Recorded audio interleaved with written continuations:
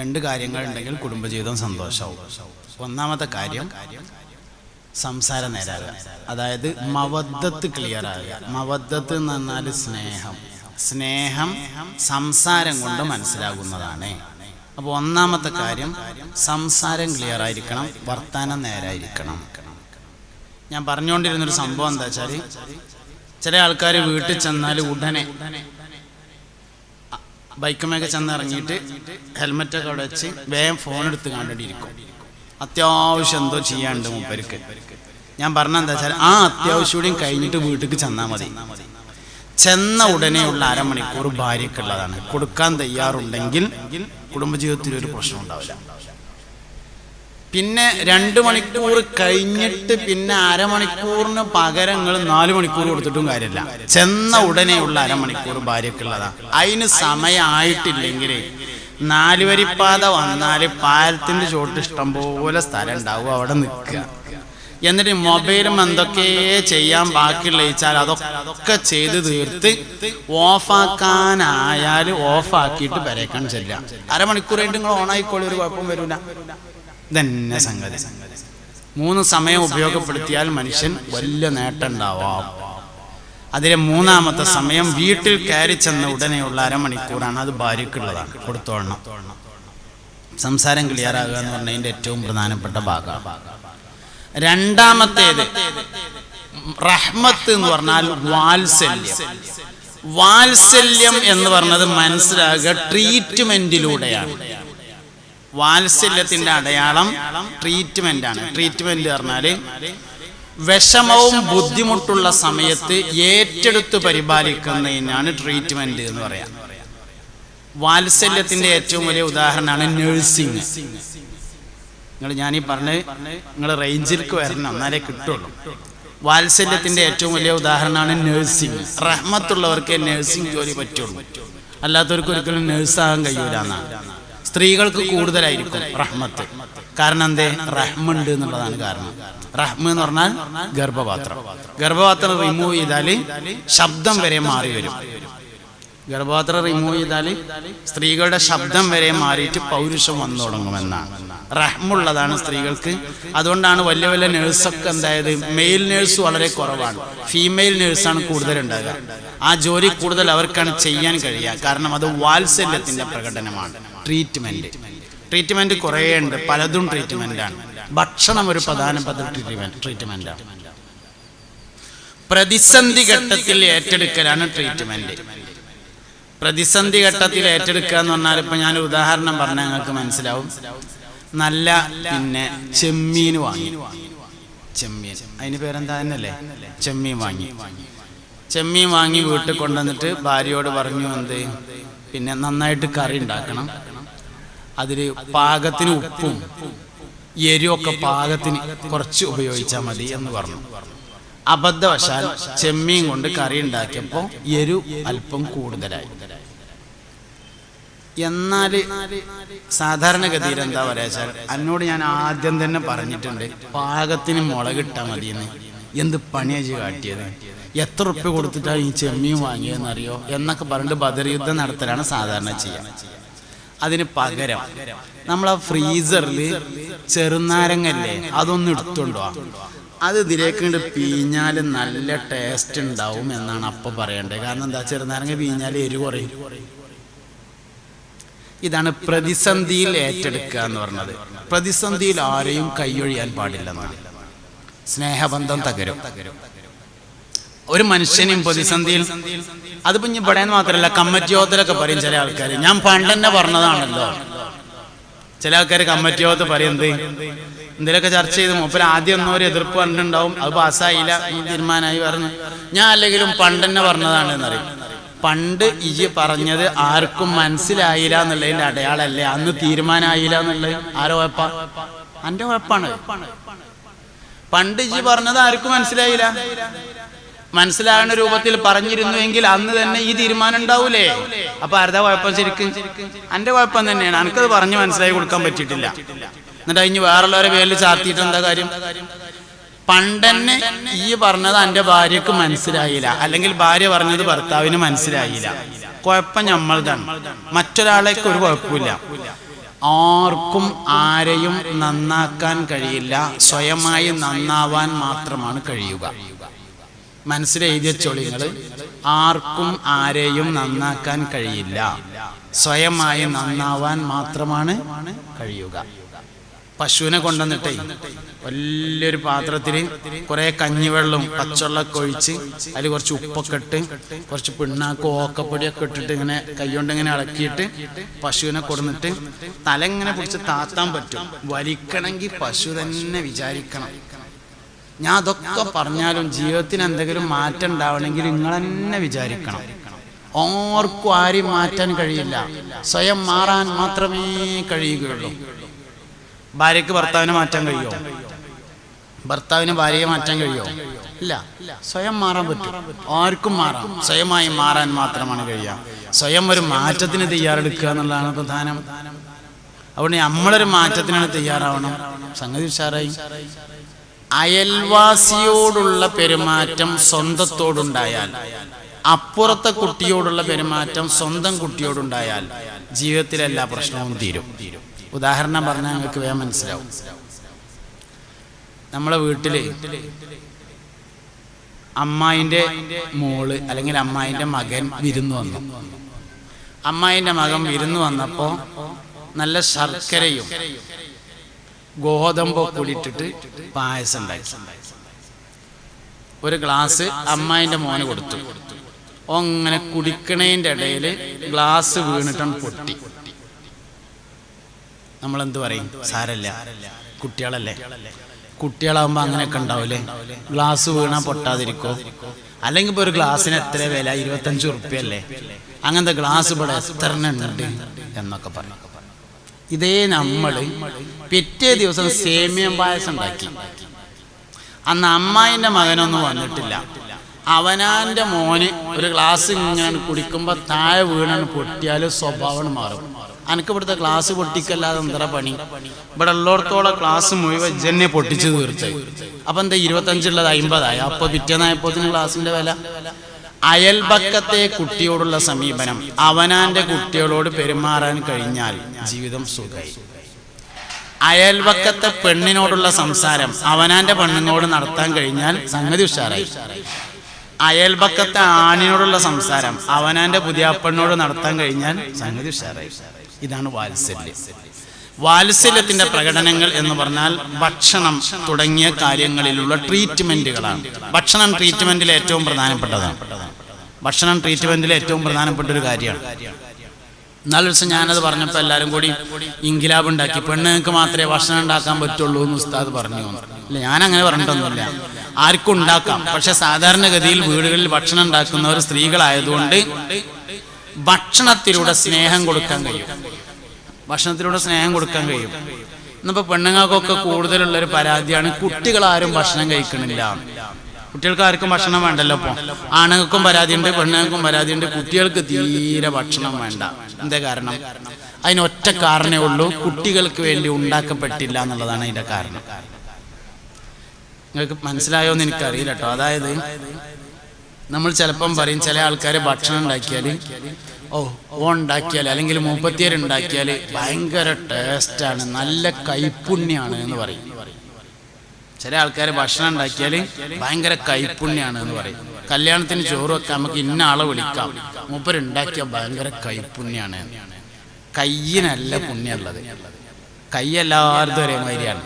മനസ്സിനാണ് പുണ്യമുള്ളത്. ഭക്ഷണത്തിന്റെ രുചി എന്ന് പറഞ്ഞാൽ മനസ്സാന്നിധ്യമാണ്.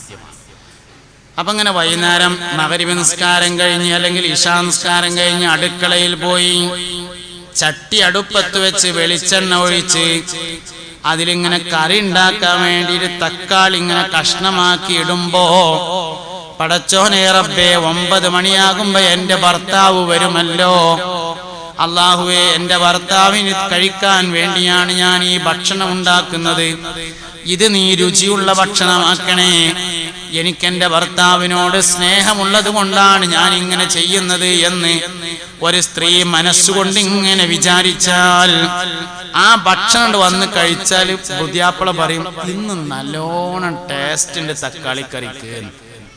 ഇതേ തക്കാളിക്കറി തന്നെയാണ് ഇന്നലെ. ഇന്നെന്തേ ടേസ്റ്റ്? മനസ്സാണ് ഭക്ഷണത്തിന്റെ രുചി എന്ന് പറയുന്നത്. ഇതെന്താ സംഭവിച്ചാല് വാച്ചിക്ക് ഇങ്ങനെ നോക്കുകയാണ് 8:30 മണിയായി. പടച്ചോനെ 9 മണിയാവുമ്പോഴേക്ക് ദജ്ജാല് വരും. അപ്പോത്തിന് 4 ചപ്പാത്തിയും കറി ഉണ്ടാക്കിയില്ലെങ്കിൽ ഇവിടെ ഉഹുദ് യുദ്ധായിരിക്കുമല്ല റബ്ബേ. ഒരു രസം ഉണ്ടാവില്ല ആ സംഗതിക്ക്. അതിലെങ്ങനെ സ്നേഹം കൊടുക്കാൻ വേണ്ടി പറ്റുക? ഉള്ളി വെട്ടിയതാണത്, തക്കാളി മുറിച്ചാണ് കണ്ടത്. ഇങ്ങനെയാണ് ഏറ്റവും നല്ല രുചിയുള്ള ഭക്ഷണം കഴിക്കുന്നത് പള്ളിക്കത്തെ മൂല്യരാണ്. ഞാൻ വേറുള്ളവരാക്കണ്ട, ഞാൻ പള്ളിക്കത്തെ മൂല്യർ. എന്താ കാരണം? ഒരാഴ്ച മുമ്പ് പെരക്കാർ ആലോചിക്കലൊടുങ്ങും, പടച്ചോനിഞ്ഞ് വ്യാഴാഴ്ച പള്ളിക്കത്തെ മൂല്യരെ ചെലവാണല്ലോ.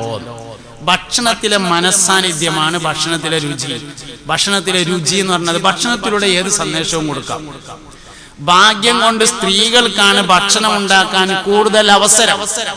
അതുകൊണ്ട് ഭക്ഷണം ഉണ്ടാക്കുമ്പോൾ ഭർത്താവിനെയും മക്കളെയും മനസ്സുകൊണ്ട് കാണാൻ വേണ്ടി പറ്റണം. തന്നെ നമ്മളൊക്കെ പാർസലാണല്ലോ. ഇടക്കൊക്കെ ഒരു പാർസൽ ഉണ്ടായിക്കോട്ടെ, വേണ്ടാന്നല്ല ഞാൻ പറഞ്ഞത്. എന്നും പാർസലാക്കിയാല് എന്താ സംഗതി? ഒക്കെ പാർസലാവുക തന്നെ. ഇതിപ്പോ ഒക്കെ ഇങ്ങനെ വിളിച്ചു പറയല്ലേ, ഒക്കെ എന്ത് വിളിച്ചു പറഞ്ഞാലും അപ്പൊ സാധനം ഇങ്ങോട്ട് എത്തല്ലേ. അങ്ങനെയാണ്. ഭക്ഷണം ഭയങ്കര നമ്മൾ ഈ സ്കൂളിന്റെയും കോളേജിന്റെയും ഒക്കെ എടുത്ത് ചെന്നാല് ബേക്കറികളൊക്കെ ഉണ്ടാവും, കൂൾ ബാർ ഒക്കെ ഉണ്ടാവും. അവിടെ ഇങ്ങനെ കുറച്ചു നേരം ചെന്നിട്ട് ഇങ്ങനെ അന്തം വിട്ടിരിക്കുക, ഒന്നറിയാത്ത മാതിരി ഇങ്ങനെ ഇരിക്കുക. ഇരുന്നാല് കോളേജ് വിട്ട് കുട്ടികൾ വരും. കുട്ടികൾ വന്നിട്ട് ഒരു മാങ്ങാ ജ്യൂസ് ഓർഡർ ചെയ്യും, ഒരു മാംഗോ ജ്യൂസ്. എന്നിട്ട് കൊടുന്ന് വെച്ചാൽ 2 സ്ട്രോ വാങ്ങും. എന്നിട്ട് ഒരാൾ ഇവിടുന്ന് അങ്ങോട്ടും ഇടും, ഒരാൾ അവിടുന്ന് ഇട്ടിട്ട് 2 ആൾ അങ്ങോട്ടും ഇടും വലിക്കും. ഷെയറിംഗ് എന്നാണ് അതിന് പേര്. ഭക്ഷണം ഷെയർ ചെയ്യാം. മുസ്തഫായ നബി സല്ലല്ലാഹു അലൈഹി വസല്ലമ തങ്ങളെ കുറിച്ച് സയ്യിദത്തുന ആയിഷത്തു സിദ്ദീഖ റളിയല്ലാഹു അൻഹ പറയുന്ന ഒരു ഹദീസ് ഉണ്ട്. അല്ലാഹുവിന്റെ റസൂൽ രാവിലെ പള്ളിയിലേക്ക് പോകും.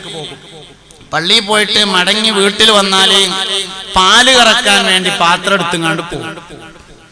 പാല് കറന്ന് കൊണ്ടുവന്നാല് ആ പാൽപാത്രം എനിക്ക് നീട്ടി തന്നിട്ട് പറയും, ആയിഷ കുടിക്ക് എന്ന് പറയും.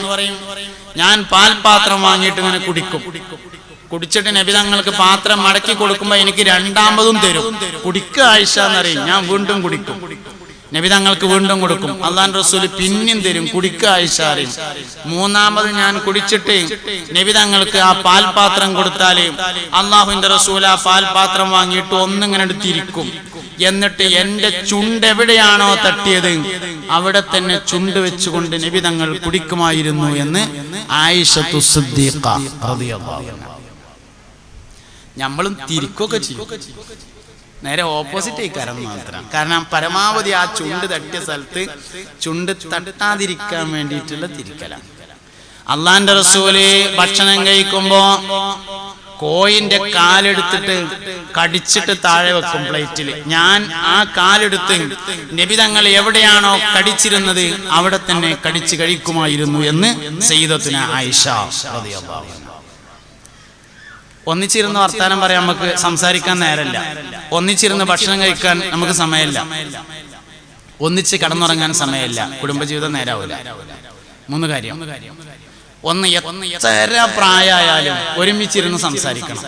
സിറ്റ് ഔട്ടില് അല്ലെങ്കിൽ ഡൈനിങ് ഹാളില് ഒരു കസാല പടിയും ഒരു കസാല അവിടെയും മുഖത്തോട് മുഖം നോക്കി സംസാരിക്കണം ഭാര്യയും ഭർത്താവും. അതിപ്പോ ഇനിയിപ്പോ ഈ വയസ്സാം കാലത്ത് ഇനിയിപ്പോ പേരക്കുട്ടികൾക്കൊക്കെ എന്താ തോന്നുക? എന്ത് തോന്നുന്നു? പേരക്കുട്ടികൾക്കൊന്നും തോന്നൂല. വല്ലിപ്പ പണ്ട് ടവലൊക്കെ ഇട്ട് പുതിയാപ്പള പോയിട്ട് കൊണ്ടുവന്നതാണ് ഈ വല്ലിമ്മാനെ കടുക്ക കാതിൽ തൂക്കി, ജംക്കി കാതിൽ തൂക്കി പുതിയെണ്ണായി വല്ലിമ്മ ഇങ്ങോട്ട് വന്നതാണ് എന്നറിയാത്ത ഒരു പേരക്കുട്ടിയും ഇവിടെ ഇല്ല. വേണമെങ്കിൽ ഇനിയിപ്പോ ഞാൻ കുട്ടികളെ വിളിച്ച് ചോദിച്ചു കാണിച്ചു. എന്നിട്ട് ഓൽക്ക് എന്താ തോന്നുക? ഓൽക്ക് എന്ത് തോന്നുന്നു? ഇതിങ്ങനെ ഒരാൾ തെക്കും ഒരാൾ വടക്കും ആയാലല്ലേ തോന്നുക. ഇത് പുതിയാപ്പഴയും പുതിയെണ്ണാന്ന് അറിയാത്തത് ആരാളുള്ളത്? മരിക്കോളം മുഖത്തോട് മുഖം നോക്കി വർത്താനം പറയാം. ഒരു കട്ടിലുമ്മ കിടക്കുക, ഒരു വിരിപ്പ് വിരിക്കുക, ഒരു പുതപ്പോണ്ട് പുതക്കുക, ഒരു കട്ടിലുമ്മ കിടക്കുക. ഇതിങ്ങനെ കുറച്ചിങ്ങനെ ആകുന്നതിനനുസരിച്ച് 2 ആളും 2 ഒരാൾ സിറ്റ് ഔട്ടിലും ഒരാൾ കിച്ചണിലും, 2 ചെറിയ കട്ടിലും. അതുണ്ടാക്കി കൊടുക്കാൻ കുറച്ച് മക്കളും. ഇങ്ങനെയിപ്പോ നേരാകുക. ഒറ്റ കട്ടിലുണ്ടാക്കി കൊടുക്കുക. നല്ല വലുപ്പമുള്ള ഒരു വിരിപ്പും വിരിച്ചു കൊടുക്കുക. ഒറ്റ പുതപ്പായി കിടക്കട്ടെ. ഇതെന്താ സംഭവിച്ചാൽ നമ്മൾ വിചാരം ഇതിപ്പോ ഇങ്ങനെ തട്ടിമുട്ടി ഇങ്ങനെ കഴിഞ്ഞു പോകട്ടെ, ഇനിയിപ്പോ കുറച്ചാലും കൂടിയല്ലേ ഉള്ളൂ എന്നാണ്. ഇതിങ്ങനെ കഴിഞ്ഞു പോണ പരിപാടിയല്ല, ഇതിനോട് തുടങ്ങാൻ പോണ പരിപാടിയാണ്. നമ്മളെ വിചാരം ഇതിങ്ങനെ കഴിഞ്ഞു പോവുക എന്ന്. അത് കഴിഞ്ഞു പോകൂലേ. ഇതിന്റെ തുടർച്ച അവിടെ ഉണ്ട് എന്ന് സൂറത്ത് യാസീനിലല്ലേ. ഹും വഅസ്വാജുഹും ഫീ ദിലാലിൻ അലൽ അറായികി മുത്തഖിഊൻ ലഹും ഫീഹാ ഫാക്കിയത്തുൻ വലഹും മാ യദ്ദഊൻ സലാമുൻ ഖൗലൻ മിർ റബ്ബിർ റഹീം. ഇതിന്റെ തുടർച്ച അവിടെ ഉണ്ട്. അതുകൊണ്ട് മരിക്കോളം അങ്ങനെ ഇരിക്കണം. ഒന്നിച്ചിരുന്ന് സംസാരിക്കുക, ഒന്നിച്ചിരുന്ന് ഭക്ഷണം കഴിക്കുക, ഒരു കട്ടിലുമ കിടക്കുക, ഒരു വിരിപ്പ് വിരിക്കുക, ഒരു പുതപ്പുകൊണ്ട് പുതക്കുക. എത്ര പ്രായമായാലും അങ്ങനെ തന്നെ. അതുകൊണ്ടൊക്കെയാണ് കുടുംബജീവിതം നിലനിൽക്കുക എന്ന് പറഞ്ഞത്. കുടുംബജീവിതം നേരായാൽ മക്കൾ നേരാവും. മക്കൾ നേരാവാത്തതിന് ഒറ്റ കാരണമേ ഉള്ളൂ, വാപ്പിമ്മീൻ നേരാകാത്തത്, വേറെ ഒന്നുമില്ല. കുടുംബജീവിതത്തിന്റെ പ്രധാനപ്പെട്ട തൂണ് വാപ്പിമ്മീൻ തന്നെയാണ്. വല്യാപ്പാന്റെ മുന്നിൽ വാപ്പ എത്ര കാല് മേലെ വെച്ചിട്ടുണ്ട് എന്നുള്ളത് നോക്കിയിട്ടാണ് പേരക്കുട്ടി പഠിക്കണത്. വല്യപ്പാന്റെ മുമ്പിൽ വാപ്പ ചെന്നിരിക്കണേ, കാലുമ്മ വേറൊരു കാലും അതിന്റെ മേലെ ഇനി വേറൊരു കാലും കൂടി ഉണ്ടെങ്കിൽ അതും വെച്ചിട്ട് ഇങ്ങനെ ഇരിക്കുക. എന്നിട്ട് പേരക്കുട്ടി ബഹുമാനിക്കണില്ല അത്ര ഓനെ. പേരക്കുട്ടി ഓനെ ബഹുമാനിക്കണമെങ്കിൽ ഓന്റെ വാപ്പാനെ ബഹുമാനിച്ചിരിക്കണം. ചില കാര്യങ്ങൾ നമ്മൾ ദുന്യാവുന്ന അനുഭവിച്ചിട്ടേ പോവുള്ളൂ. അതിൽ പെട്ടതാണ് ഉമ്മാനെ നിസ്സാരമാക്കലേ. ഇവിടുന്നാണ്ട് അനുഭവിച്ചിട്ട് ഓനത് അനുഭവിച്ചു എന്ന് 4 ആളാണ്ട് അറിഞ്ഞിട്ടേ പോവുള്ളൂ, അതിനും പോവില്ല. ഉമ്മാനടങ്ങാറാക്കിയാലേ അനുഭവിക്കുന്നു മാത്രല്ല, അനുഭവിച്ചു എന്ന ആളുകൾ അറിയും, അതിനുശേഷമേ പോകുള്ളൂ, അല്ലാതെ പോകില്ല. അൽ ഉമ്മു ഹിയ അൽ മദ്റസത്തുൽ ഊല ഹബീബുനാ റസൂലുള്ളാഹി. ഉമ്മ ഒന്നാമത്തെ മദ്രസയാണെന്ന് പുന്നാര നബിതങ്ങൾ പറഞ്ഞിട്ടുണ്ട്. വാപ്പ സ്വർഗത്തിലെ നടുവിലെ വാതിലാണെന്ന് ഹബീബുനാ സല്ലല്ലാഹു അലൈഹി വസല്ലം പറഞ്ഞിട്ടുണ്ട്. അൽ വാലിദു ഔസതു അബ്വാബിൽ ജന്ന. വാലിദ് വാപ്പ സ്വർഗത്തിന്റെ നടുക്കത്തെ വാതിലാണ് എന്ന് ഹബീബുനാ റസൂലുള്ളാഹി. ഒരു ചിലപ്പൊക്കെ നമ്മൾ ആലോചിക്കലുണ്ട്, ഉമ്മാക്ക് കിട്ടുന്ന അത്ര സ്ഥാനം വാപ്പാക്ക് കിട്ടാതിരിക്കലുണ്ട്. ഉമ്മീ വാപ്പി അറിയാമാതിരി തന്നെയാണ്. ചില വിഷയങ്ങളിൽ ഉമ്മാനോട് അഭിപ്രായം ചോദിച്ചാലും വാപ്പാനോട് ചോദിക്കൂല. മക്കൾ ഇങ്ങനെ ലേശം വലുതായി ഇങ്ങനെ വന്നാലേ ഉമ്മയും കുട്ടികളും കൂടി ഒന്നാവും. പിന്നെ വാപ്പാനെ ഒരൊറ്റ ചവിട്ട്. പിന്നെ എന്ത് കാര്യം ചെയ്യുമ്പോഴും വാപ്പാനോട് അഭിപ്രായമേ ചോദിക്കൂല. വാപ്പാക്ക് ആകെ 3 പണി. വാപ്പാക്ക് ആകെ 3 പണിയുള്ളൂ. ഒന്ന് നഴ്സറി കുട്ടിനെ വണ്ടി കയറ്റുക. അത് പിന്നെ രാവിലെ അങ്ങനെ വയന്ന് പോയിക്കാൻ മൂപ്പരേ പറ്റുള്ളല്ലോ. ടയ്യൊക്കെ കെട്ടിയിട്ട് കോട്ട കെട്ടും അതിന്റെ നഴ്സറി കുട്ടിനെ വണ്ടി കയറ്റുക. അത് വാപ്പാന്റെ പണി. രണ്ടാമത്തത് രാവിലെ മീൻകാരന്റെ അടുത്ത് പോയിട്ട് മീൻ പേടിച്ചോണ്ടിരാ. മൂന്നാമത്തത് വൈകുന്നേരം ആയാലും ഒരു ടോർച്ച് കൊടുത്തുകൊണ്ട് പള്ളിയേക്ക് പോവുക. കഴിഞ്ഞു. വാപ്പാക്ക് അത്രേ ജോലി. ബാക്കിയൊക്കെ ഉമ്മയും കുട്ടികളും. വാപ്പാനെ ഒറ്റ ചോട്ട്. വാപ്പ സ്വർഗത്തിന്റെ നടുത്ത വാതില. നീ ഇങ്ങോട്ട് വരണോ വരണ്ടയോ എന്ന് തീരുമാനിച്ചതിലെ പ്രധാന പങ്ക് വാപ്പാക്കാണ്.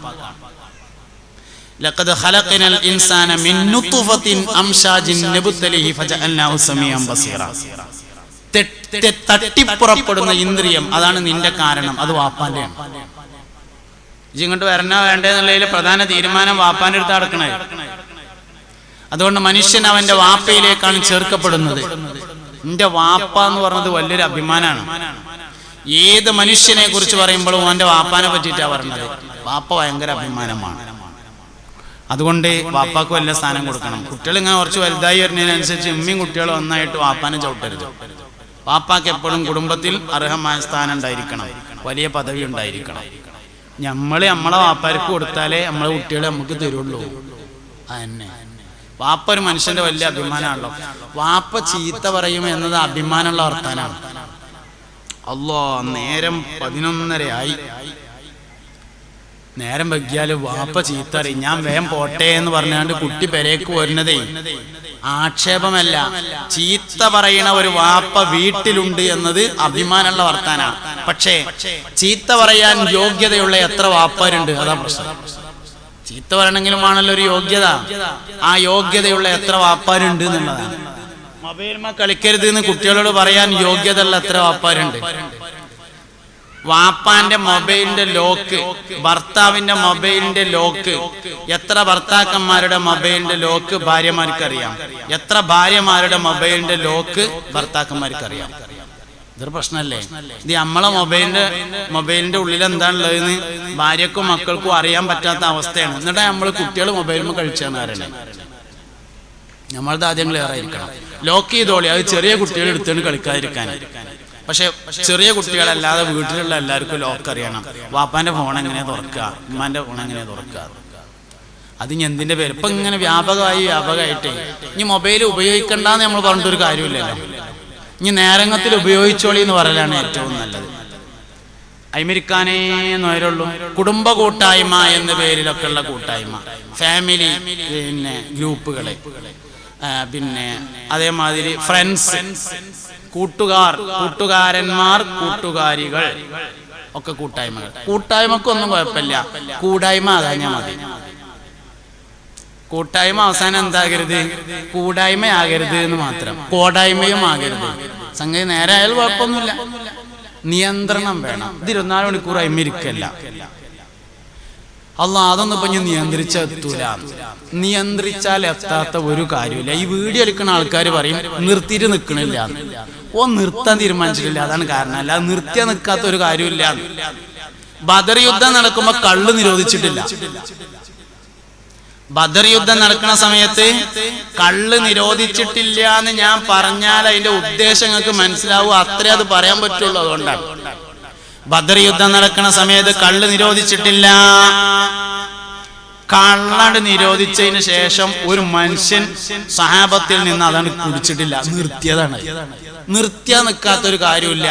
നിർത്താൻ അവൻ തീരുമാനിച്ചില്ല എന്നുള്ളതാണ് പ്രശ്നം. നിർത്താൻ തീരുമാനിച്ചിട്ടില്ല. രാത്രി ഇത്ര സമയം വരെ വാട്സപ്പിൽ നോക്കുക എന്നുള്ളതിന് ഞമ്മക്കൊരു നിയന്ത്രണം വേണം. ഇത്ര സമയം വരെ നോക്കുള്ളൂ, പിന്നെ രാവിലെ നോക്കാം. നിൽക്കാത്തൊരു സംഗതിയില്ല. ഏത് സാധനവും നിർത്തിയാ നിൽക്കാത്തൊരു സാധനമില്ല. നിർത്താൻ നമ്മൾ തീരുമാനിച്ചില്ല. അതിപ്പോ എങ്ങനെ നിർത്തിയാ നിൽക്കുകയെന്നാണ്. അങ്ങനെ തീരുമാനിച്ചാൽ നിൽക്കൂല. വീഡിയോയില് അങ്ങനെ തന്നെയാണ്, സിഗരറ്റ് വലി അങ്ങനെ തന്നെയാണ്, സംസാരം അങ്ങനെ തന്നെയാണ്. അങ്ങാടിക്ക് ഇപ്പൊ എങ്ങനെ പോകാതിരിക്കുക, നിർത്തിയാ നിൽക്കണില്ല. അങ്ങാടിക്ക് പോകണമെങ്കിൽ കാരണം വേണം, വീട്ടിലിരിക്കാൻ ഒരു കാരണം വേണ്ട. എന്താ അങ്ങാടിയിൽ ഇങ്ങനെ നിൽക്കണോടോ എന്ന് ചോദിച്ചു. ഒന്നുമില്ല, പ്രത്യേകിച്ച് പണിയൊന്നുമില്ല, അപ്പൊ ഞാൻ അങ്ങനെ ഇറങ്ങിയതാണ്. പ്രത്യേകിച്ച് പണിയൊന്നും ഇല്ലെങ്കിൽ നിൽക്കാനാണ് നമ്മള് 35 ലക്ഷം റുപ്യ ചെലവാക്കിയിട്ട് പെരണ്ടാക്കിയത്. എന്നിട്ട് അത് അവിടെ ഇട്ടാണ്ട് വെറുതെ അങ്ങാടിയിൽ ഇങ്ങനെ വന്നിരിക്കുക. അങ്ങാടിയിൽ നിൽക്കാൻ കാരണം വേണം, വീട്ടിൽ നിൽക്കാൻ കാരണം വേണ്ട. നമ്മള് ഒരു പണിയില്ലെങ്കിൽ വീട്ടിൽ നിൽക്കൂലല്ലോ. ഒരാൾ വീട്ടിൽ ഒരു പണിയില്ലെങ്കിൽ നിൽക്കാനുള്ള സ്ഥലം വീട്, അവിടെ അങ്ങ് നിൽക്കണം. അങ്ങാടിയിൽ നിൽക്കുമ്പോ അവനും മനസ്സിലാകണം, മറ്റുള്ളവർക്കും മനസ്സിലാവണം എന്തിനാ പോയി നിൽക്കണത്. ഓന് മാത്രം മനസ്സിലായാ പോരാ. അപ്പൊ അങ്ങാടിയിൽ ബസ് സ്റ്റോപ്പിൽ ഇങ്ങനെ നിൽക്കുകയാണ്. അപ്പൊ ഒരാൾ വന്നിട്ട് ചോദിച്ചു, എന്താ ഇവിടെ ഇങ്ങനെ നിൽക്കണെന്ന് ചോദിച്ചു. അതിൽ പറഞ്ഞു, ഞാൻ ആ മീൻകാരനെ കാത്തിക്കാണ് എന്ന് പറഞ്ഞു. കേട്ടോനും തോന്നണം അത് ശരി തന്നെയാണ്. ആ മോട്ടോർ സൈക്കിൾ മട്ടർ എന്ന് പറഞ്ഞ് പോണ മീൻകാരനാണ്. നിന്നില്ലെങ്കിൽ ഇന്ന് മീൻ ഉണ്ടാവില്ല. കേട്ടോനും മനസ്സിലായി നിൽക്കണമെന്ന്. അങ്ങനത്തെ കാരണം വേണം അങ്ങാടിയിൽ നിൽക്കാൻ. വെറുതെ നിൽക്കാനുള്ള സ്ഥലം വീടാവുന്നു. അതുകൊണ്ട് നല്ല സ്വഭാവമാണ്. മനുഷ്യന് 3 പ്രധാനപ്പെട്ട മാറ്റങ്ങൾ ഉണ്ടെന്നാണ്. അതിനെക്കുറിച്ചുള്ള ബോധം ഉണ്ടെങ്കിലേ പെരയിൽ നിൽക്കാൻ പറ്റുള്ളൂ. എന്താ നമുക്ക് പെരയിൽ നിൽക്കാൻ കഴിയാത്തതിന്റെ കാരണം, അങ്ങാടിക്ക് പോകേണ്ടി വരും, അല്ലെങ്കിൽ പള്ളിക്ക് പോയിരിക്കേണ്ടി വരും. എന്താ കാരണം? മനുഷ്യന് പ്രധാനപ്പെട്ട 3 മാറ്റങ്ങളുണ്ട്. ആ മാറ്റം തിരിച്ചറിഞ്ഞാലേ നിൽക്കാൻ പറ്റുള്ളൂ. 1 പ്രായപൂർത്തിയാകുമ്പോഴുള്ള മാറ്റം, 2 ജോലി കിട്ടുമ്പോഴുള്ള മാറ്റം, 3 റിട്ടയർഡ് ആകുമ്പോഴുള്ള മാറ്റം. പ്രായപൂർത്തിയാകുമ്പോൾ ഒരു മാറ്റം ഉണ്ടാവും. അതെന്താ വെച്ചാൽ വലിയ കുട്ടിയായി തോന്നും. പ്രായപൂർത്തിയാകുമ്പോ ചിലപ്പോ അവന്റെ വാപ്പോ അവനോട് പറയും ചെയ്യും, എടാ ചെറുക്കാ ഈ വലിയ കുട്ടിയായിട്ടുണ്ട് കേട്ടോ, ഇനിയിപ്പോ ഭയമായിരുന്ന ആകരുത് എന്ന്. ഓനും തോന്നും ഞാൻ വലിയ കുട്ടിയായി, ഞാനും ഇങ്ങോട്ടൊന്നും പറയണ്ട, എല്ലാരും ഞാൻ പറഞ്ഞത് അങ്ങോട്ട് കേട്ടാ മതി, ഞാൻ വലിയ കുട്ടിയായി. ആ ജീവിതത്തിന്റെ വലിയൊരു മാറ്റാണ്. എപ്പോഴും നമ്മളോട് പറയാൻ ഒരാളില്ലെങ്കിൽ നമ്മൾ വഴിതെറ്റും. എത്ര വലിയ ആളാണെങ്കിലും പറയാൻ ഒരാൾ വേണം. ഏത് വലിയ ആളാണെങ്കിലും പറയാൻ ഒരാൾ വേണം. രണ്ടാമത്തത് ജോലി കിട്ടുമ്പോഴാണ്. ജോലി കിട്ടുമ്പോൾ വന്ന വഴി മറക്കും. ജോലി കിട്ടാൻ വേണ്ടി കഴുതക്കാല് വരെ പിടിക്കും. ജോലി കിട്ടിക്കഴിഞ്ഞാല് പഞ്ചായത്ത് സെക്രട്ടറി ആയിട്ടും കാര്യമില്ല, വില്ലേജ് ഓഫീസർ ആയിട്ടും കാര്യമില്ല, തഹസീൽദാർ ആയിട്ടും കാര്യമില്ല, SI ആയിട്ടും കാര്യമില്ല, CI ആയിട്ടും കാര്യമില്ല, ആരായിട്ടും കാര്യമില്ല. ജോലിന് കിട്ടിയാല് സാധുക്കളുടെ മുഖത്ത് നോക്കൂല. ഒരു പേപ്പറായിട്ട് ഒരാൾ വന്നിട്ട് ഇങ്ങനെ നിൽക്കുക. ഒന്ന് മുഖത്തേക്ക് നോക്കി കിട്ടണ്ടേ ഇത് കൊടുക്കാന്? പഞ്ചായത്ത് സെക്രട്ടറിയാ, വില്ലേജ് ഓഫീസറാ, നോക്കൂല. ഓൻ്റെ കൽബിലുണ്ടാവും ഈ നാട്ടുകാരൊക്കെ എന്നോ ഭയങ്കര സ്നേഹമുള്ളവരാവണമെന്ന്. മറ്റേ കൽബില്. ഈ മോത്ത് കോക്കാനോ എങ്ങനെ ഓനെ നാട്ടുകാരൊക്കെ ഭയങ്കര സ്നേഹം ഉണ്ടാവുക. ജോലി കിട്ടിയാൽ മനുഷ്യനുള്ള മാറ്റം. മൂന്നാമത് റിട്ടയർഡ് ആവുമ്പോൾ, റിട്ടയർഡ് ആവുക എന്ന് പറഞ്ഞാൽ ഗവൺമെന്റ് ജോലിയിൽ നിന്ന് റിട്ടയർഡ് ആയാലും അങ്ങനെയാണ്, സൂപ്പർ മാർക്കറ്റിൽ നിന്ന് റിട്ടയർഡ് ആയാലും അങ്ങനെയാണ്, കൃഷിയിൽ നിന്ന് റിട്ടയർഡ് ആയാലും അങ്ങനെയാണ്, ഗൾഫിൽ നിന്ന് റിട്ടയർഡ് ആയാലും അങ്ങനെയാണ്. എന്തേ? കുട്ടികളോട് തീരെ ഇഷ്ടം ഉണ്ടാവില്ല. റിട്ടയർഡ് ആയാലും തീരെ ഇഷ്ടം ഉണ്ടാവില്ല. കുട്ടികളെ കാണോടുത്ത് ദേഷ്യം. തുടരുത്, സൈക്കിൾമ കയറരുത്, സൈക്കിൾമെന്ന് ഇറങ്ങരുത്. പിന്നെ എന്തിനാ സൈക്കിൾ? തന്നെ സംഗതി. എന്നിട്ട് ഓരോ മകരിപ്പിക്ക് ഇങ്ങനെ പള്ളിയേക്ക് വരും. എന്നിട്ട് കുട്ടികളെ ഇങ്ങനെ കാണുമ്പോൾ അതൊന്ന് വെള്ളം മുക്കിയാലും പ്രശ്നമായി, മുക്കിയില്ലെങ്കിലും പ്രശ്നമായി. കാലുമക്കൂടെ പാർന്നാലും പ്രശ്നമായി, പാർന്നില്ലെങ്കിലും പ്രശ്നമായി. ഇവനും ചെറുതായി വലുതായി തന്നെയല്ലേ? അതെന്തോ ആലോചിക്കാത്ത? സാലിഹ് നബിയുടെ ഒട്ടകം മാത്രമാണ് പാറിന്റെ ഉള്ളിൽ നിന്ന് വന്നത്. ബാക്കിയൊക്കെ ചെറുതായിട്ട് വലുതായി ഇമ്മ പ്രസവിച്ച അംശന്മാരാ. എല്ലാരും ചെറുതായിട്ട് തന്നെ വലുതാവുള്ളൂ. അതുകൊണ്ട് കുട്ടികൾ പെരയിലുണ്ടെങ്കിൽ പത്രത്തിൽ നിന്ന് ഫോട്ടോ ചിലപ്പോ ഒന്നൊക്കെ കാണാനില്ലാതായേക്കാം. അതിനൊന്നും ബദർ യുദ്ധം ഉണ്ടാക്കരുത്. അല്ലെങ്കിൽ ഇപ്പൊ ഈ ഫോട്ടോ ഒക്കെ എടുത്തിട്ട് മുപ്പരെന്താ വല്ല പുരാവസ്തു ശേഖരിക്കുന്ന ആളാണല്ലോ. എന്നിട്ട് അങ്ങനെ തന്നെ പേരക്കുട്ടികൾ വരുമ്പോ ഭയങ്കര സന്തോഷം. പേരക്കുട്ടികൾ വരുമ്പോ പഠിക്ക ചെന്നുകാണ്ട് സ്വീകരിച്ചു കൊണ്ടുവരും. കുറച്ച് കഴിയുമ്പോഴത്തേനും വാപ്പാന്റെ സ്വഭാവം മാറി, ചൊറിഞ്ഞ് മാന്തി അപ്പടി ഇപ്പടി അങ്ങോട്ട് ഇങ്ങോട്ട് തൊടരുത്, നോക്കരുത്, എടുക്കരുത്, അങ്ങോട്ട് ഇങ്ങോട്ട്. പേരക്കുട്ടികൾക്ക് പോയി കിട്ടിയാൽ മതിയായിരുന്നു. ഇനി വല്യാപ്പാന്റെ കാലം കഴിഞ്ഞിട്ട് ഇങ്ങോട്ട് വരുന്നുള്ളൂ എന്ന് തീരുമാനിക്കും. ഇതൊക്കെയാണ് മനുഷ്യന്റെ സ്വഭാവം എന്ന് പറഞ്ഞത്. അത് റിട്ടയർഡ് ആകുമ്പോൾ ഉണ്ടാകുന്ന ഒരു മാറ്റം. വന്ന വഴികളെ മനുഷ്യൻ മറക്കുന്നു. അതുകൊണ്ട് എല്ലാ കാര്യങ്ങളെയും കൃത്യമായി നമ്മൾ ആലോചിക്കുക. നമുക്ക് മാറാനേ കഴിയുള്ളൂ, ആരെയും മാറ്റാൻ കഴിയില്ല. ഞാൻ പറഞ്ഞത് ഇങ്ങനെ സംഗ്രഹിക്കാം. ഒന്ന്, കുടുംബജീവിതം ശരിയാവാൻ 2 കാര്യങ്ങൾ ശ്രദ്ധിക്കണം. ഒന്ന്, മവദ്ദത്ത് എന്ന സ്നേഹം വാക്കിലൂടെയാണ് പ്രകടമാകുന്നത്. 2, റഹ്മത്ത് എന്ന വാത്സല്യം, ട്രീറ്റ്മെന്റുകളാണ്. ഭക്ഷണം അതിൽ വളരെ പ്രധാനമാണ്. മക്കൾ നേരാവാൻ 5 കാര്യങ്ങൾ. 1, ആഗ്രഹിച്ച് കിട്ടിയതായിരിക്കുക. 2, ഉദ്ദേശത്തിനനുസരിച്ചുള്ള പേരിടുക. 3, ഹലാലും തയ്യുമായ ഭക്ഷണം കഴിക്കുകയും മക്കൾക്കും ഭാര്യക്കും കഴിക്കാൻ കൊടുക്കുകയും ചെയ്യുക. 4, ദീനിയും ദുന്യവിയുമായ ഇൽമു പഠിപ്പിക്കുക. 5, മാതാപിതാക്കൾ മക്കൾക്ക് വേണ്ടി മനസ്സറിഞ്ഞ് ദുആ ചെയ്യുക. പ്രായമായ ആളുകൾ 2 കാര്യം പ്രധാനമായും ശ്രദ്ധിക്കേണ്ടതാണ്. 1-ാമത്തെ കാര്യം, മുഖാമുഖം ഇരുന്ന് സംസാരിക്കുക, ഒരുമിച്ച് ഭക്ഷണം കഴിക്കുക, ഒരു ബെഡിൽ, ഒരു വിരിപ്പിൽ, ഒരു പുതപ്പിൽ കിടക്കുക. 2-ാമത്തെ കാര്യം, ജീവിതത്തിന്റെ 3 മാറ്റങ്ങളെ തിരിച്ചറിയുക. 1-ാമത്തേത് പ്രായപൂർത്തിയാവുന്ന സമയത്തുള്ള മാറ്റം, 2-ാമത്തേത് ജോലി കിട്ടുമ്പോഴുള്ള മാറ്റം, 3-ാമത്തേത് റിട്ടയർഡ് ആവുമ്പോഴുള്ള മാറ്റം. അള്ളാഹുവിന് ആഫിയായ ഇൽമ തരട്ടെ.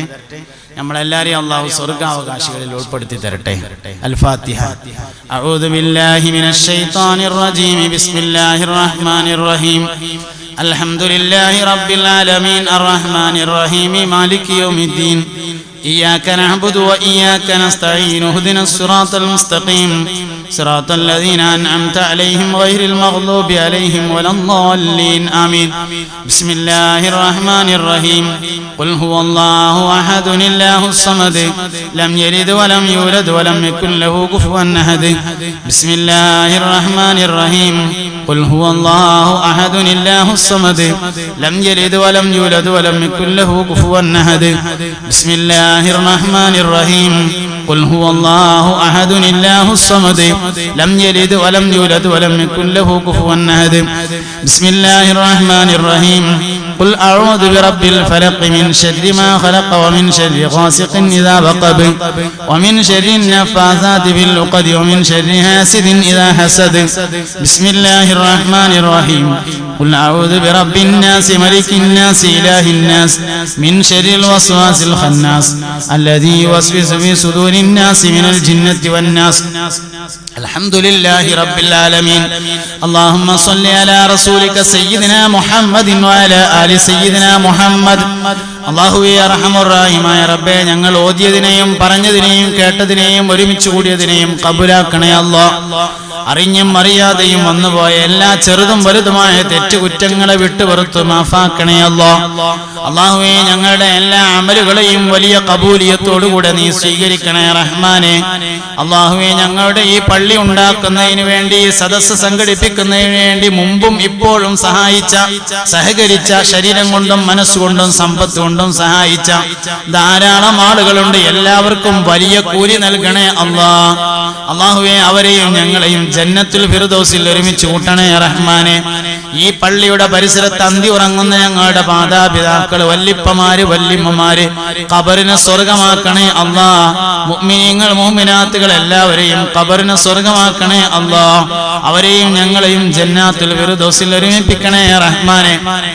അല്ലാഹുവേ, ഞങ്ങളുടെ ഉമ്മവാപ്പമാര്, ഉസ്താദുമാര്, ബന്ധുക്കൾ, ദുആ ചെയ്യാൻ പറഞ്ഞവർ, ഞങ്ങളെ സഹായിച്ചവർ, ഞങ്ങളെ സ്നേഹിച്ചവർ, ഞങ്ങളുമായി ഇടപഴകിയവർ, ഞങ്ങളോട് ദുആ കൊണ്ട് വസിയ്യത്ത് ചെയ്തവർ എല്ലാവരുടെയും ഖബറിനെ സ്വർഗമാക്കണേ അല്ലാ. എല്ലാവരുടെയും ഹിസാബിനെയും സുറാത്തിനെയും മീസാനിനെയും എളുപ്പമാക്കണേ അല്ലാ.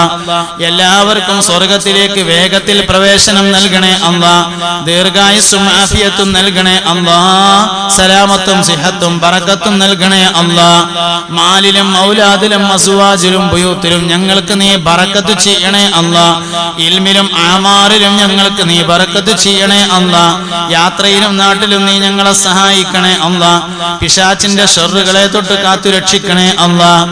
ആയുസ്സോടുകൂടെ ഞങ്ങളെ നീ ജീവിപ്പിക്കണേ അല്ലാ. ആരോഗ്യത്തോടുകൂടെ ഞങ്ങളെ നീ ജീവിപ്പിക്കണേ റഹ്മാനെ. ദീർഘായുസ്സും ആഫിയത്തും നിന്റെ ത്വാഅത്തിലായി ഞങ്ങൾക്ക് നീ പ്രദാനം ചെയ്യണേ അല്ലാ. അർഹമുർ റഹീമായ റബ്ബേ, ഇഷ്കിലും മഹബ്ബത്തിലുമായി ഞങ്ങളെ നീ ജീവിപ്പിക്കണേ റഹ്മാനെ. ഞങ്ങളുടെ മക്കളെ സ്വാലിഹീങ്ങളിൽ ചേർക്കണേ അല്ലാ. ആണും പെണ്ണുമായ മക്കൾക്ക് അനുയോജ്യരായ ഇണകളെ നൽകണേ അല്ലാ. മക്കൾക്കും ഞങ്ങൾക്കും നാഫിയായ ഇൽമ നൽകി അനുഗ്രഹിക്കണേ റഹ്മാനെ. ഞങ്ങളുടെ ഉമ്മവാപ്പമാർക്ക് ദീർഘായുസ് നൽകണേ അല്ലാ. ഉസ്താദുമാർക്ക് സലാമത്ത് നൽകണേ അല്ലാ. അല്ലാഹുവേ, ഞങ്ങളുടെ നാട്ടിൽ ഐക്യത്തെയും യോജിപ്പിനെയും നിലനിർത്തണേ റഹ്മാനെ. അല്ലാഹുവേ, ഞങ്ങളുടെ പള്ളിയിലെയും മദ്രസയിലും ഉസ്താദുമാരെ ഉഖ്റവിയായ ആലിമീങ്ങളാക്കണേ അല്ലാ. ഞങ്ങളുടെ നാട്ടിൽ ധാരാളം ആലിമീങ്ങളെ നൽകണേ അല്ലാ. കമ്മിറ്റിക്കാർക്ക് ആഫിയത്ത് നൽകണേ അല്ലാ. സിഹത്തും സലാമത്തും നൽകണേ അല്ലാ. ഒരുപാട് സഹോദരിമാർ ഒരുമിച്ച് കൂടിയിട്ടുണ്ട്. ഖൽബിന്റെ മുറാദുകളെ ഹാസിലാക്കണേ അല്ലാ. ആലിമീങ്ങളെ, സയ്യിദന്മാരെ, ഔലിയാക്കളെ, അമ്പിയാക്കളെ സ്നേഹിക്കുന്ന ആളുകളായി ഞങ്ങളെ എല്ലാവരെയും നീ മാറ്റണേ അല്ലാ.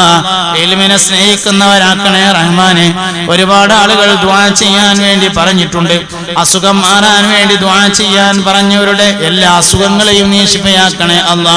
ഞങ്ങളുടെയും എല്ലാ രോഗങ്ങളെയും ശിഫയാക്കണേ അല്ലാ. ശാരീരികമായ മാനസികമായ എല്ലാ രോഗങ്ങളെയും ശിഫയാക്കണേ അല്ലാ. എല്ലാ രോഗത്തിന്റെയും പരിഹാരമായ മുത്തുനബിയോടുള്ള ഇഷ്കിനെ ഞങ്ങളുടെ ഖൽബിൽ നീ നൽകണേ അല്ലാ.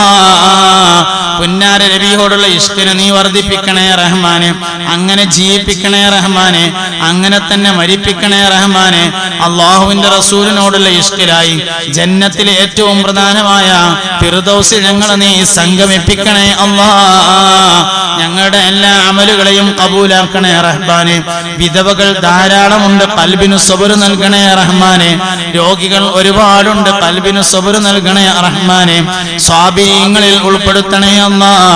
ഞങ്ങളെ എല്ലാവരെയും നീ അനുഗ്രഹിക്കണേ റഹ്മാനെ. അല്ലാഹുവേ, കുട്ടികൾക്ക് വേണ്ടി രോഗം ശിഫയാകാൻ ദുആ ചെയ്യാൻ പറഞ്ഞിട്ടുണ്ട്.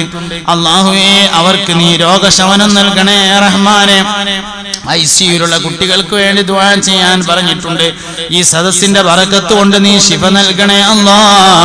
മഹത്തുക്കളുടെ ബറക്കത്ത് കൊണ്ട് ശിഫ നൽകണേ റഹ്മാനെ. അല്ലാഹുവേ, പറഞ്ഞതും പറയാത്തതുമായ ഒരുപാട് മുറാദുകൾ ഞങ്ങളുടെ ഖൽബിലുണ്ട്. എല്ലാം അറിയുന്ന ഖാലിഖായ അല്ലാ, നീ വീട്ടി തരണേ റഹ്മാനെ. കടങ്ങളെ വീട്ടി സലാമത്താക്കണേ അല്ലാ. ഉള്ള വരുമാനത്തിൽ ബറക്കത്ത് നൽകണേ അല്ലാ. ജോലിയിൽ ബറക്കത്ത് നൽകണേ അല്ലാ. ഇൽമിൽ ബറക്കത്ത് നൽകണേ അല്ലാ. ആയുസ്സിൽ ബറക്കത്ത് നൽകണേ അല്ലാ. ഖാലിഖായ റാസിഖായ അല്ലാഹുവേ, ഞങ്ങളുടെ എല്ലാം പ്രശ്നങ്ങൾ, പ്രയാസങ്ങൾ നീ ഏറ്റെടുക്കണേ റഹ്മാനെ. അപകട മരണങ്ങളെ തൊട്ട് കാത്ത് സലാമത്താക്കണേ റഹ്മാനെ. പെട്ടെന്നുള്ള മരണങ്ങളെ തൊട്ട് കാത്ത് സലാമത്താക്കണേ റഹ്മാനെ. മരിക്കുന്നതിന് മുമ്പ് മരണത്തെ കുറിച്ച് സൂചന ലഭിക്കുന്ന സജ്ജനങ്ങളിൽ ചേർക്കണേ അല്ലാ. മരിക്കുന്നതിന് മുമ്പ് മനസ്സറിഞ്ഞ് തൗബ ചെയ്യാൻ ഞങ്ങൾക്ക് നീ അവസരം നൽകണേ അല്ലാ. ഞങ്ങളുടെ മക്കളെ സ്വാലിഹീങ്ങളാക്കണേ അല്ലാ, ഭാര്യമാരെ സ്വാലിഹാത്തുകളാക്കണേ അല്ലാ, ഭർത്താക്കന്മാരെ സ്വാലിഹീങ്ങളാക്കണേ അല്ലാ, വിദേശത്തുള്ള സഹോദരങ്ങൾക്ക് ബറക്കത്ത് നൽകണേ അല്ലാ, അവർക്ക് നീ സംരക്ഷണം ഏർപ്പെടുത്തണേ അല്ലാ, ഞങ്ങളുടെ നാടിനെ നീ സഹായിക്കണേ അല്ലാ. ഇജ്അൽ ജമഅന ഹാദാ ജംഅൻ മർഹൂമാ വതഫറഖനാ മിൻ ബഅദിഹി തഫറഖൻ മഅസൂമാ വലാ തജ്അൽ മിന്നാ വലാ ഫീനാ വലാ മഅനാ ശഖിയ്യൻ വലാ മത്റൂദൻ വലാ മഹ്റൂമാ അലിഫ് ബൈന ഖുലൂബിനാ വഅസ്ലിഹ് ദാത ബൈനിനാ വഹ്ദിനാ സുബുലസ് സലാമി വനജ്ജിനാ മിനൽ ളുലുമാതി ഇലൻ നൂർ ആമീൻ ബിറഹ്മതിക യാ അർഹമർ റഹീമീൻ. സുബ്ഹാനക അല്ലാഹുമ്മ വബിഹംദിക അഷ്ഹദു അൻ ലാ ഇലാഹ ഇല്ലാ അൻത അസ്തഗ്ഫിറുക വഅതൂബു ഇലൈക വസല്ലല്ലാഹു തആല വസല്ലമ അലാ ഖൈരി ഖൽഖിഹി സയ്യിദിനാ മുഹമ്മദിൻ വആലിഹി വസഹ്ബിഹി അജ്മഈൻ വൽഹംദുലില്ലാഹി റബ്ബിൽ ആലമീൻ. എല്ലാവരും ദുആ ചെയ്യണം. അസ്സലാമു അലൈക്കും വറഹ്മത്തുള്ളാഹി. ഈ കുടുംബസംഗമത്തിന് നന്ദി പറയുവാൻ വേണ്ടി വിവാഹത്തിന്റെ സെക്രട്ടറിയും എൻ്റെ പ്രിയ സുഹൃത്തുമായ ഖാദർ ബിയെ ക്ഷണിച്ചോളും. മാങ്ങാട് ഹുദർ ജമാഅത്തിന്റെ ചിരകാല സ്വപ്നമായിരുന്ന ജുമാ മസ്ജിദിന്റെ പുനർനിർമ്മാണം പൂർത്തിയാക്കി ഉദ്ഘാടനത്തോടനുബന്ധിച്ച് സംഘടിപ്പിക്കപ്പെട്ട കുടുംബ മഹൽ സംഗമത്തിന് പരിസമാപ്തി കുറിക്കുകയാണ്.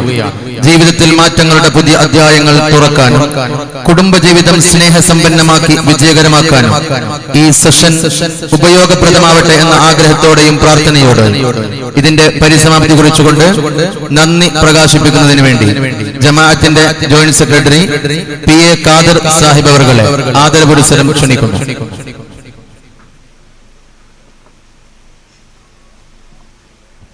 ഈ മാൽ കുടുംബസംഗമത്തിൽ അധ്യക്ഷൻ TV അബ്ദുല്ല കുഞ്ഞി, സ്വാഗതം പറഞ്ഞ അബൂമാങ്ങാട്, മുഖ്യ പ്രാസംഗികൻ സാലി കൊളത്തൂർ, ഇവിടെ എത്തിച്ചേർന്ന എല്ലാവരെയും മാങ്ങാട് ജമാഅത്ത് കമ്മിറ്റിയുടെ പേരിൽ നന്ദി അറിയിക്കുന്നു.